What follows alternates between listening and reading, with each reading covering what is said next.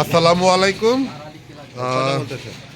আমি আছি Narsingdi bike service সেন্টারে। আমার সাথে আছে টেকনিশিয়ান সবুজ ভাই। সবুজ ভাই, এটা কি বাইক? R15 version 4। ইন্দোনেশিয়ান না ইন্ডিয়ান? ইন্দোনেশিয়ান না?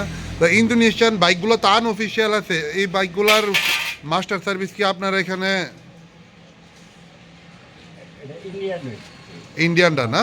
আর যদি ইন্দোনেশিয়ান R15 ভার্সন 4 আসে তাহলে কি মাস্টার সার্ভিস এখানে করা হয়? যাক ভালো, তাহলে কোনো সমস্যা নাই, যে কোনো বাইক। অনেক সময় দেখা যায় কি এফআই এর প্রবলেম থাকে বা এবিএস এর প্রবলেম থাকে, প্রবলেমগুলো কি সংশোধন করা এখানে যেতে পারে? আর সব প্রবলেম সলভ করার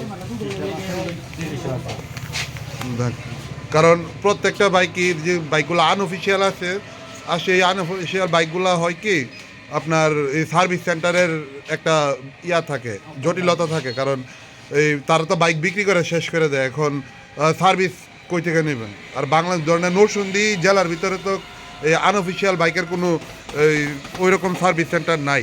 সবার কাছে এফআই ক্লিনারও নাই, আবার ওডিবি মেশিনটাও নাই।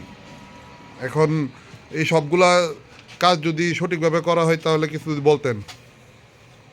সবগুলা কাজ আমার এখানেও হবে ইনশাল্লাহ, আজকেতেই হবে।